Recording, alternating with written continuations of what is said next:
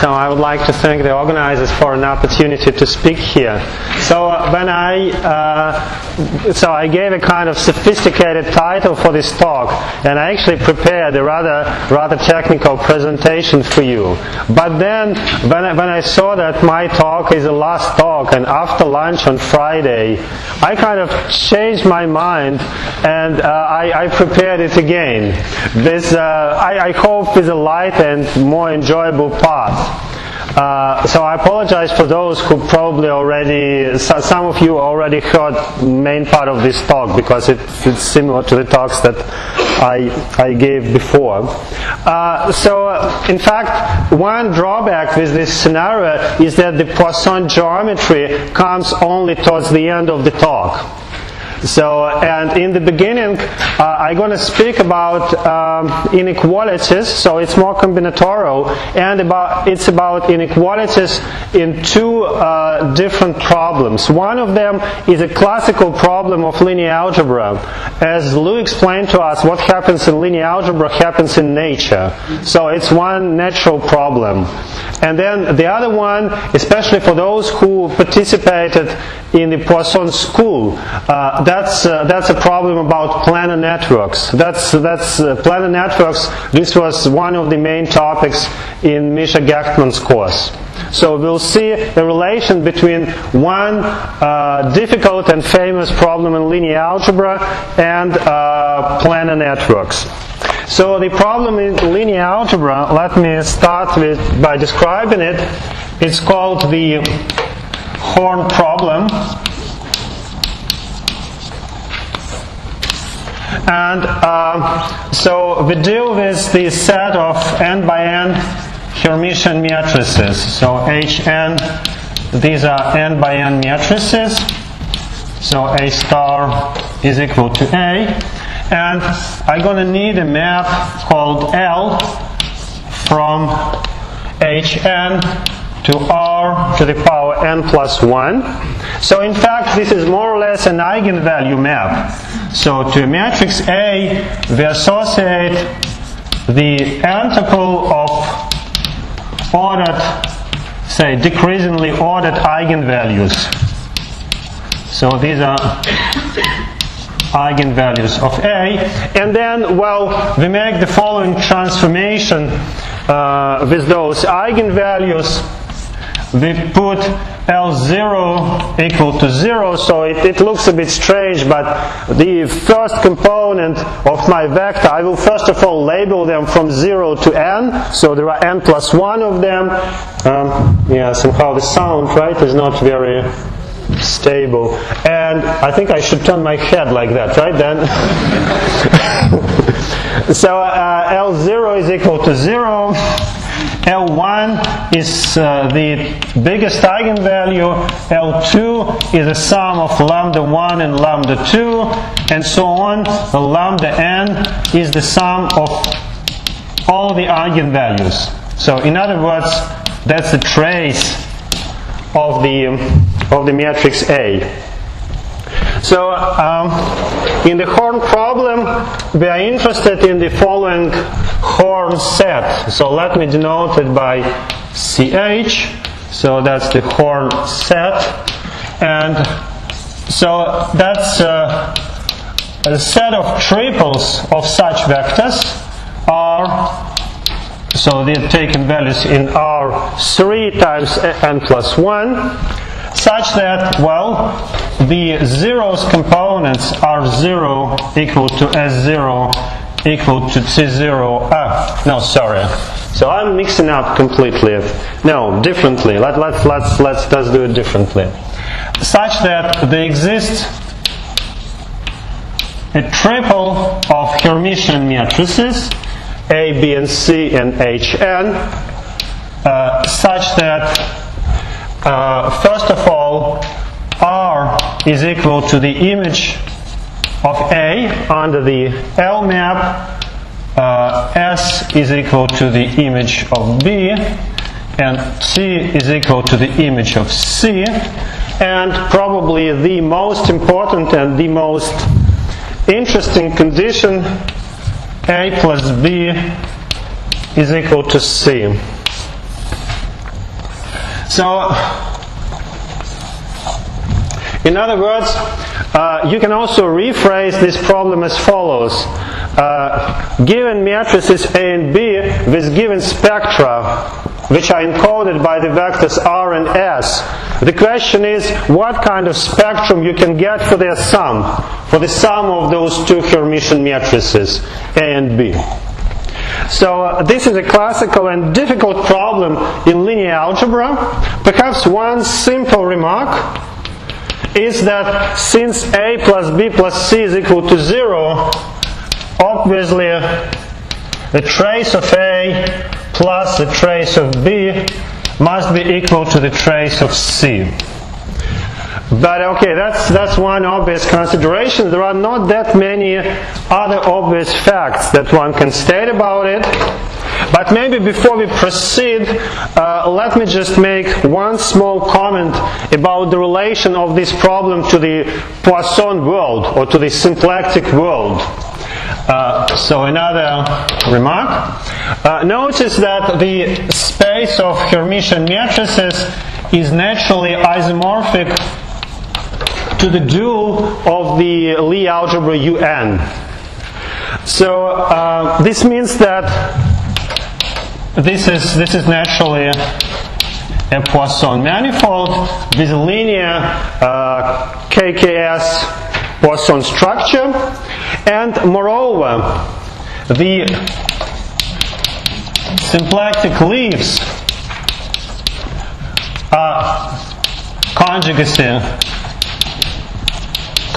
classes for the action of unitary transformations on Hermitian matrices by conjugation, and this means that those symplectic leaves are parameterized by the sets of ordered eigenvalues. So what we can actually think about it in the following way. So let me say that G is UN. Then what is the problem that we are looking at? So we have the addition map from two copies of G star to G star, and we consider the quotient maps, so to G star by the action of G. So in fact, this set in general for any semi-simple Lie algebra of compact type, this would be a cone known as a Weil chamber. So now those ordered antiples, these are just points of this Weil chamber. So we are taking an element R here, we are taking an element S here, and we are kind of interested in the image under the addition and then under this quotient map of the pre-images of these two elements, right? The pre-image of R is the one conjugacy class, the pre-image of S is another one, then we add them up and we are interested what shows up here. In fact, the image is a convex polytope, which we're going to denote by delta Rs. Notice that the pre-images here, they're actually symplectic leaves, so they carry the symplectic form, the carrier of symplectic form. Now, under this combined projection map, under this push forward map, we can actually push forward this symplectic form and obtain a measure on this polytope. This is called the Dustermatt-Heckman measure. So push forward Liouville form to get mu Rs. So the Dustermatt-Heckman measure on this polytope. So basically, for us as Poisson geometers, this problem has this extra information, and this extra information, this measure, is going to play a crucial role towards the end of the talk. Okay, now, well, as I said, this is a difficult problem, and it was open for many years how to characterize this image, so what this Horn set is, and then it was solved by Klachka and by Knudsen and Tao. And, well, it's a beautiful solution, it's a beautiful answer. I'm now going to describe for you this solution. So, in fact, I'll introduce another polyhedral cone. Let me call it CKT for Knudsen and Tao, because that's their combinatorial description that I'm going to present. And, well, this cone consists again of triples of vectors in Rn plus 1. And now, well, what are the conditions?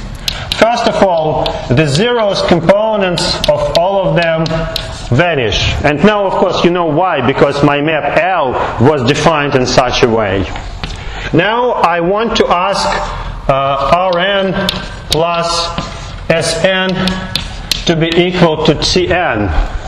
So that's of course to match this trace condition, right? These are just n's components of those vectors eventually. So plus, there is one more condition, and instead of writing it down, I'm going to draw it. Plus one more condition. So let me draw it here. So in fact, I'm going to draw it in the case of n equal to 3, and then it's going to be clear how it generalizes to an arbitrary n. Well, first of all, we need to draw an equilateral triangle, and then we need to triangulate it by smaller equilateral triangles. Well, let's see how I manage with this task. Actually, the critical point here should be they all should intersect at one point. Okay, now we're gonna write numbers in the vertices of those small triangles.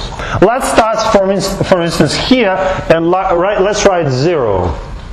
So then we continue by writing the components of the vector r in the next sides along the boundary, and then notice that R3 is the same as R3 plus S0, because the zeros components, they are all 0. So this is actually R0 as well.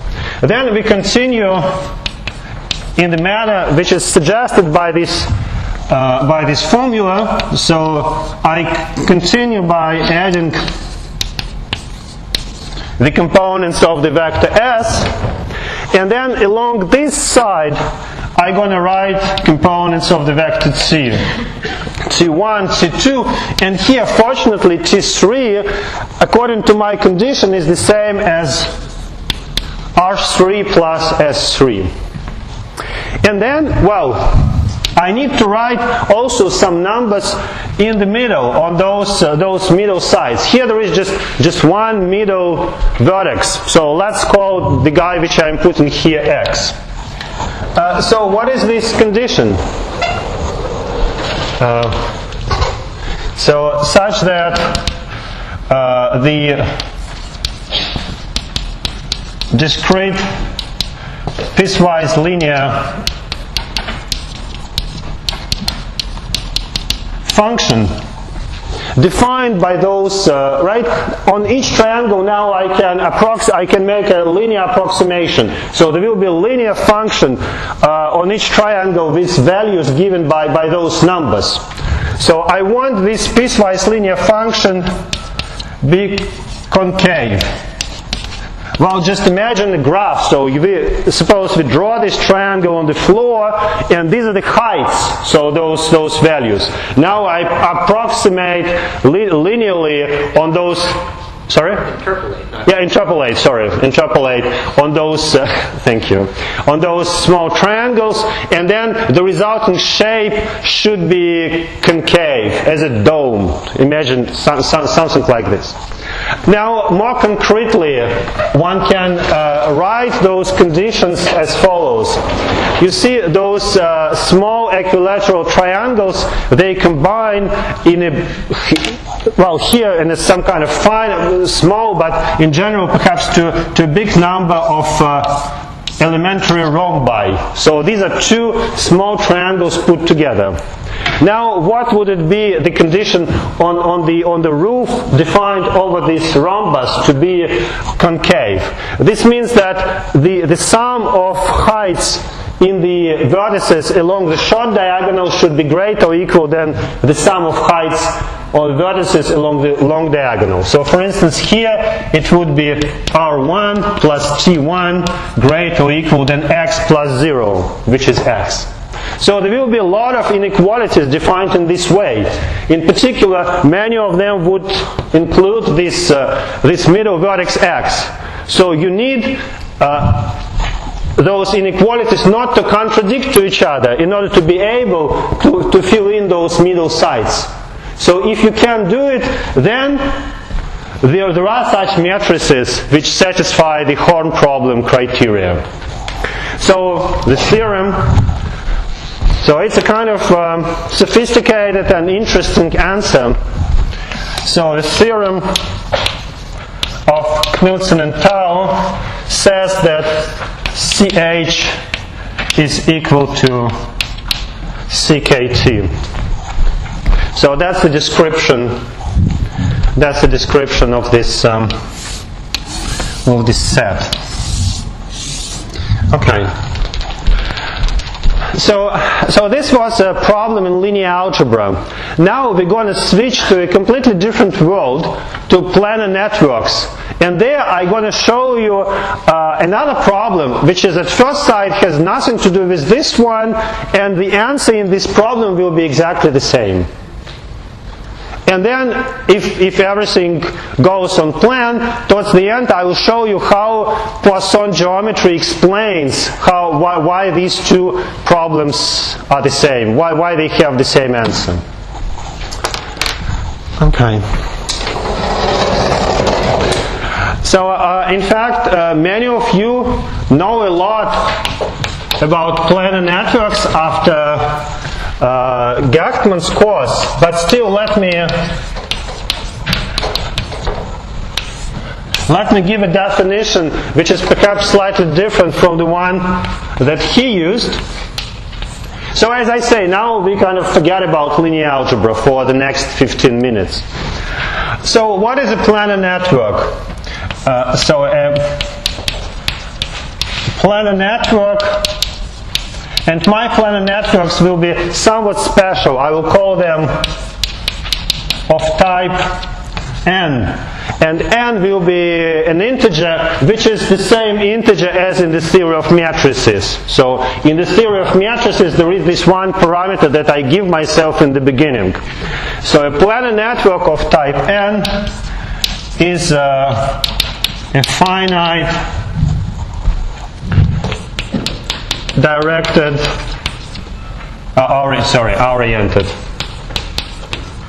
oriented planar graph such that the following conditions are satisfied. So there will be a number of conditions on this graph. But first of all, so maybe the word planar. I'm thinking of those planar graphs as graphs which I really draw on the Euclidean plane with the Cartesian coordinate system chosen. So imagine this blackboard is our plane. So there is a system, a Cartesian coordinate system, and I'm going to draw two vertical lines. Let's say L and R. And so the first condition is that gamma is contained between L and R. So I only allowed to draw on this part of the plane. So as second condition, what about the edges? So the edges gonna be segments of straight lines. So edges are straight, and the horizontal projection of each edge, so that's an edge E, and that's its horizontal projection EX, so it should be always positive. So everything in this world goes from left to right. So this is a restriction which Misha didn't apply in all situations, but I'm going to apply it. So all the edges go from left to right. And then finally, what about this number n? So there will be n vertices on L and n vertices on R. So the vertices on L are necessarily sources, and the vertices on R are necessarily sinks. So, and sources on L and sinks on R. Well, now I'm not sure whether I will be able to draw a convincing picture of a planar network with those sources and sinks. So let me see. Right, okay. Is it planar in the sense of none of the lines crossing? Sorry? Are edges allowed to cross? No, the edges are not allowed to cross. So I just draw it as it is, and whenever they cross, there would be a vertex. Right. Okay. So, and now let me introduce one more definition. So there was this word tropical in the title of the talk. In fact, unfortunately, one shouldn't take it too seriously. There would be not much tropical stuff. But at least, well, to justify it a little bit, let me introduce the notation T for the tropical semi-ring. And so this will be just the union of the real axis and minus infinity. You will see why we need to, or at least it's more convenient to have this minus infinity around. So now, given such a planar network, we're going to define a map L gamma from T to the power the set of edges and into T to the power n plus 1.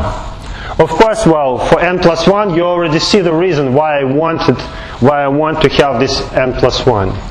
Now I'm going to think of the elements of this set as maps from the set of edges into T. So you can actually imagine just writing those weights. So I introduce weights which take values in this set. I introduce weights on the edges. So I write here whatever, alpha, beta, gamma, delta. So these are tropical numbers. So a real number or minus infinity. And elements here, as before, I'm going to denote them L gamma 0, L gamma 1, and so on, L gamma n. And well, for L gamma 0, we can say right away that it's going to be 0 always. So it's a little bit my map. It always has one component which is equal to 0. Now, what about the other components? How do we define them? Well, it's an interesting construction which essentially inspired by the theory of total positivity. And the idea is as follows. So let me tell you first what is L1. So L gamma 1. So this will be a maximum of paths in the network. I'll draw now what those paths are.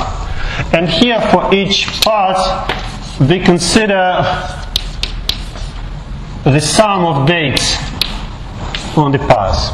Now, what is a path? Well, the path is an oriented path which starts on L and which ends on R. For example, this is a path. Or, well, this is also a path. Well, of course, since we didn't restrict our definitions in any way, it might be that there are no paths which extend from L to R. This is not a very interesting graph then, but well, this might happen. And for this occasion, we put minus infinity if there are no paths. Well, that's why it's handy to have this minus infinity around. Now, what about this element for any k? Well, that's again a maximum. And here, well, again, those who attended Misha's course, they know, so that's a maximum over the set of k paths, but for the others I'll explain in a second. So the expression is always the same. And k paths, so these are just a set of k paths which don't touch each other. For instance, here what I have on the blackboard, it's an example of the two paths. So this is the two paths. As you see, there are two paths which don't touch each other. But for instance, the second one, I could not have chosen it in this way, because then there would have been an intersection. So this is an example of a two paths. So just to clarify, so even intersection at a single vertex is ruled out, right? Sorry? Even intersection at a single vertex. Yes. They don't touch. No vertices, no edges, no nothing. And of course, now it's clear that it does not make sense to consider k bigger than n, because we have n sources and n sinks. Now the passes should start somewhere and should end somewhere. Now, well, if so, there would be for this definition there would be no room for n plus 1 paths, because by the Dirichlet principle we would not be able to find sufficiently many sources and sufficiently many sinks. Okay. Now, one small remark and one small definition before I can state the results. Now, what can we sacrifice? Well, I don't want to sacrifice this Poisson blackboard, but well, let me still do it.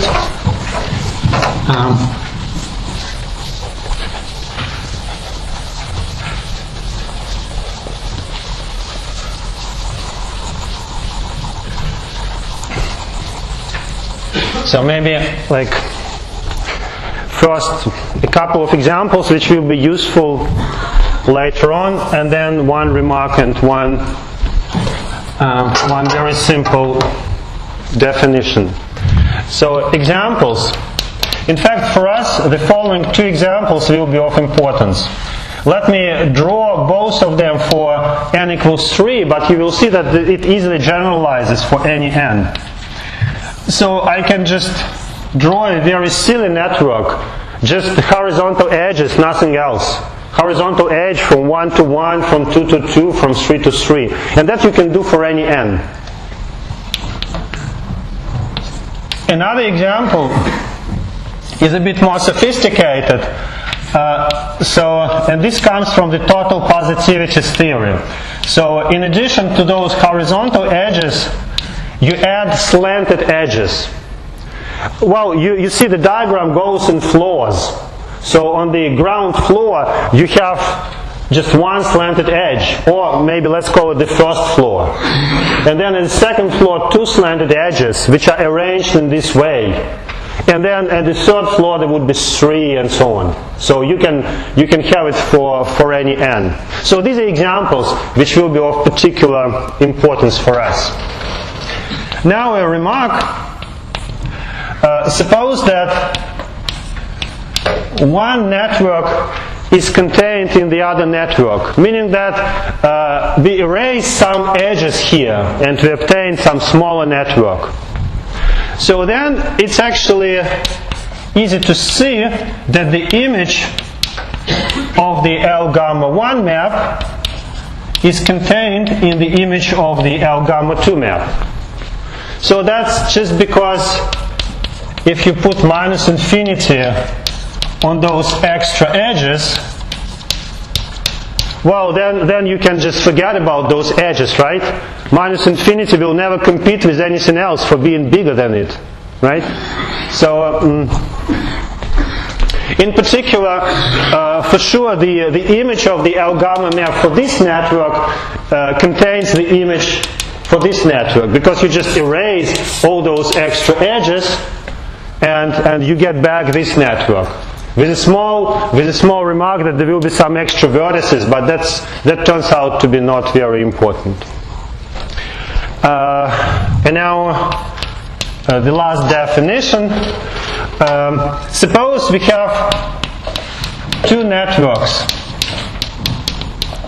of type N.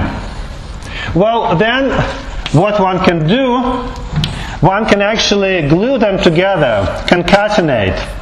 So this is done by drawing them on two consecutive regions of the plane, and here the sinks of the first one, they're going to be identified with the sources of the second one. So something of this sort. So this is gamma 1 and this is gamma 2, and so let me call it gamma 1 star gamma 2. You see why I'm doing it? Because here I had some operation with matrices, producing the third matrix out of two matrices. So here I'm producing a new network out of two networks. So now suppose we have two networks, gamma 1 and gamma 2. Then, well, in fact, this means we have three of them, gamma 1, gamma 2, and gamma 1 star gamma 2. And, well, we can associate to this situation a map which sends T to the power the set of edges of both of them combined to T to the power 3 n plus 1. Here, well, you imagine how it would look like. So there will be gamma 1 0, gamma 1 1, gamma 1 n, and then I can write gamma 2 0, gamma 2 n, and gamma 1 star gamma 2 0 through gamma 1 star gamma 2n. In fact, this guy I can call R, this guy I can call S, and this guy I can call T. So you see, suggestively, the structure of these two problems is kind of similar. There are triple of objects, there is a relation between them, and as an outcome, there are vectors with 3 times n plus 1 entries. But of course, at the moment, okay, unless you see it immediately, there is nothing suggests that there is a relation between these two problems. So now let me state 3 theorems, which I hope are going to convince you that such a relation exists. So these theorems is a joint work with Masha Podkopayeva, who is here, and with Andras Senish.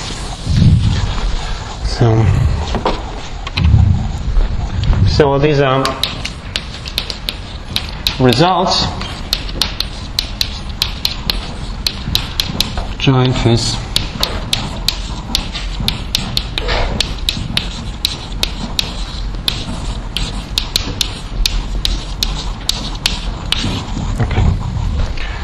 well, theorem 1. So take any two networks, gamma 1 and gamma 2, let's say of type n. So then the image of this gamma 1, gamma 2 map is contained in the cone CKT. So remember, there was this cone described in terms of this big equilateral triangle. So so whatever you do, you always end up inside this inside this cone. The only thing maybe I should be a bit careful about it. CKT was defined for reals, and now we're dealing with tropical numbers. So well, let's just take a closure. So it's like T is like a segment closed on one side and open on the other side. Let's just close this cone inside, and that would be the correct statement. Now the second theorem. Let's take gamma 1 to be this complicated network of the second example. Of course, I again draw for n equals 3, but the theorem applies for any n. And gamma 2 be just the network where the edges are parallel. So then the image of L gamma 1 gamma 2 is equal to CKT. So in fact, for this choice, you do get everything, and well, okay, closure. And finally, theorem 3. Let's take gamma 1 equal to gamma 2, and to be this complicated network. So then, the image of L gamma 1 gamma 2 is equal to the closure of the horn cone. So remember, the horn cone was the cone defined by the linear algebra problem. Now this is the cone defined combinatorially. So these three theorems do establish a firm relation between these two problems. Maybe just before discussing why, let me make a small comment. So these three theorems actually give a new proof of the theorem of Knudsen and Tau that I explained before. Well, so notice. Notice that if you take, for instance, CKT, then it is contained in CH because, you obtain CH from a pair of networks which are bigger than the pair of networks here. You need to erase some edges in gamma 2 to get to this gamma 2, right? So this means that the image here will be bigger than or equal than the image here by the discussion that we had before. So this is contained in CH by the combination of 2 and 3 and of this remark on the middle blackboard. But then on the other hand, all the images are contained in CKT, in particular the image for this pair of networks. And this means that CH is sitting inside. And this is by combination of 1 and 3. And so, well, this means, well, we can also do it with closures, doesn't matter so much. So this means that CH is again equal to CKC. Well, one more comment. These three theorems, they have a very different nature. In fact, the first and the second, this is a kind of combinatorics. In particular there, we learn more about the nature of numbers we write on those mysterious sides or vertices in the middle of the big triangle. Remember, along the boundary we were writing something related to eigenvalues of matrices. But then what do we write in the middle? So this is one of the approaches for understanding of what we write in the middle. But more interestingly, Theorem 3 is related to Poisson geometry. So for this reason, perhaps I'm not sure that I'll have time to speak to you about this beautiful combinatorics, but let me start by saying something about the Poisson geometry of this situation. So why is it true, this Theorem 3? So I want to give you an idea of proof.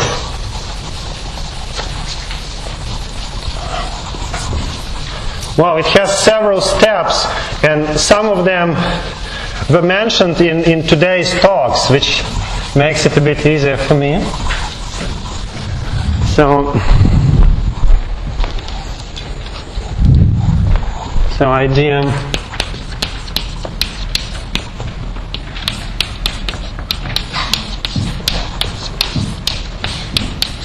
of Theorem 3. Well, first of all, recall that the group UN, right? We have the group UN in the game. And this group has a so-called standard Poisson structure, which turns it into a Poisson-Lie group. So we can equip it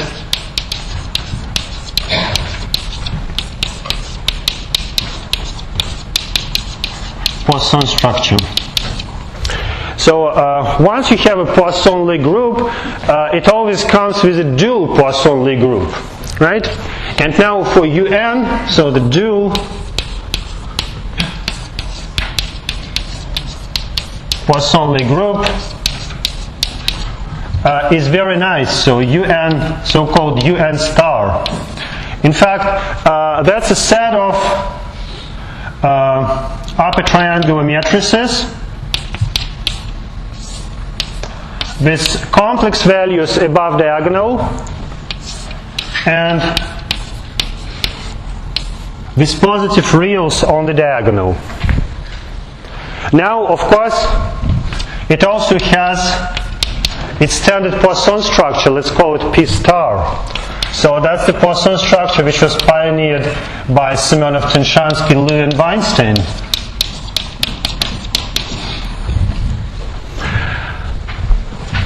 So, and well, of course, the multiplication map, what is important for us, the multiplication map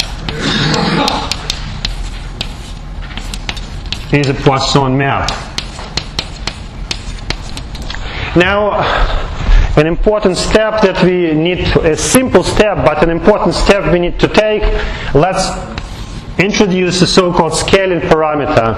Let's choose, I keep calling this parameter t for myself, but since we use t as one of the vectors, we cannot use it in the talk, so let's call it Tor. Whenever you see I'm writing t, tell me that it should be Tor. So let's say Tor is a positive real number. Of course, if we multiply our structure by Tor, that's going to be still a Poisson-Lie structure on UN star. Okay. Now, this is actually UN and UN star. This is one of the examples which are really very, very nice in the following sense. So let me state it. So they are nice in many ways, but one indication of being nice is the famous theorem of Ginzburg and Weinstein, which Mathieu mentioned in his talk. So this UN star together with this Poisson structure, Tor times phi is isomorphic to the space of Hermitian matrices together with the KKS symplectic structure, the Poisson structure. And in fact, this is for all Tor, which will be important for us. So in fact, for Tor big or Tor small, this is always the case. Now, in particular, this means that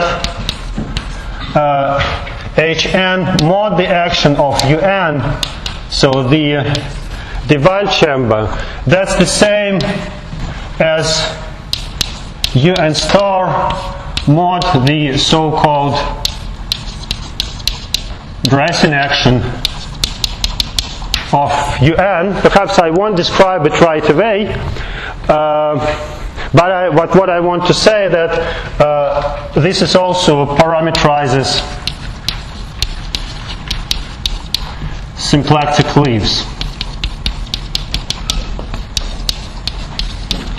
So I'll say a bit more about this parameterization in a second, or maybe even right away. In fact, what is an element of Un star? So this is an upper triangular matrix. So to an upper triangular matrix, let's associate the product of this matrix and its Hermitian conjugate. So now this is a Hermitian matrix, in fact, positive definite Hermitian matrix. And let's take eigenvalues of A star. So this will be now parameters on symplectic leaves in this Poisson-Lie group. So that's one way in which it is nice, but there is more. So let me state it.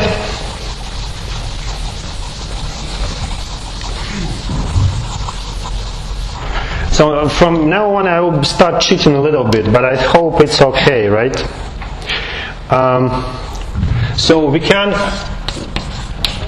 so 3, we can look now at the multiplication map in those triangular matrices. So this is multiplication, and here there is a map into Un star mod Un, which is a Weyl chamber. Here it's again a Weyl chamber, and here it's again the Weyl chamber. Well, let's take elements exponential of Tor R and exponential of Tor S, where I mean we just do this operation for each element of our vector. So each element of our vector we exponentiate, and then let's take 3 images here and map them there and map them there again. So here we'll get some polytopes which a priori might depend on Tor, together with some measures, because again here everything is symplectic, which might depend on Tor. Now there is a theorem of Klachko which says that delta RS is actually independent of Tor and equal to delta RS that we had for Hermitian matrices. And there is a theorem, or that's a consequence of the results that I proved with Eckhard Myrenken and Chris Woodward, that actually the measures are also the same. So you see, it seems nothing much depends on this parameter Tor that we are trying to introduce into the problem. And well, of course, on one hand it's bad, because this means that this part is a little bit dull, right? Nothing much is going on. But on the other hand, it's also good. And let me show you how to turn this disadvantage into an advantage. So let's try to draw the following diagram. So we have this line of parameter Tor, and here we have a point Tor equal to 0, let's say, and at this point we can place the equation a plus b equal to c. So that's the equation that we had in the beginning. And now for finite positive Tor, here we have a multiplicative equation in triangular matrices, right? We have this multiplication map for triangular matrices, and here we have eigenvalues. And here, in fact, those eigenvalues of A times A star, that's something that people use in numerical analysis. And it goes under the name of singular values. So here we have singular values. But you see, nothing changes from 0 to non-zero along all this line. And the temptation is to try to send Tor to infinity. So in fact, it turns out one can do it. And guess what one finds here? So it turns exactly into the theory of planar networks for this particular planar network that I showed to you. So this picture emerges at Tor equal to infinity. So, and here this functional L gamma, which replaces eigenvalues and singular values. Well, now what we want to know, whether the solutions of the problem, that is the polytope delta RS for Tor finite, for Tor infinite is the same. So if this is the case, this would be that's what we would call a tropical correspondence. So in fact, well, if something stays the same for all finite values, unfortunately, or perhaps fortunately, it's not a guarantee that it is the same in the limit. Now, well, here I won't be able to tell you much, but at least I want to give you a flavor of what's going on. So I throw out all the difficult parts and I only keep the interesting parts. So it turns out that in this direction, that is to show that delta RS infinity, the polytope that we construct with those maps, with planar networks, is contained in delta RS Tor. So this is a kind of easy. And essentially this follows from the techniques provided by the total positivity theory of Fomin and Zelevinsky. So this is essentially, that's an easy thing. So maybe here I can already make a drawing. So imagine this is our polytope delta RS, which is equal to delta RS Tor. And well, now we know that somewhere inside, is sitting a polytope, or maybe it is even more interesting, maybe something like this. So inside is sitting polytope delta RS infinity. Now we want to go in the other direction. We want to know that those polytopes are the same. And here it turns out that one is proving the following property. So one is taken a kind of epsilon neighborhood of this infinity polytope, and of course intersects it with the polytope delta RS. So let me call it delta RS infinity plus epsilon. And if I normalize the total measure to be equal to 1 is proving an estimate that this is greater or equal than 1 minus some other epsilon. So that's how the solution works. So one is using those Dustermatt-Heckman measures to control the difference between tropical and non-tropical solutions. In fact, one is not able to see what all real-world solutions are doing in the limit. So one doesn't have a strong enough control. But one knows that many of them, in fact, that all solutions corresponding to this region, they would have a measure which is really close to 1. So then they're able to send both epsilons, as their name suggests, to 0. And essentially this means that this remaining part of the polytope, if any, it should have 0 volume. But then it does not exist. Because this Distelmann-Heckman measure, it's a polynomial measure, so it cannot be 0 here, or then there would be no points. So therefore, it turns out that delta Rs infinity is equal to delta Rs. So it's kind of so in tropical geometry they often have to prove similar statements, but in a somewhat different context, where they may be counting the number of intersections between different curves. But I don't think I've seen the situation where the symplectic volumes or Distelmann-Heckman measures would be used to control those numbers of solutions. Well,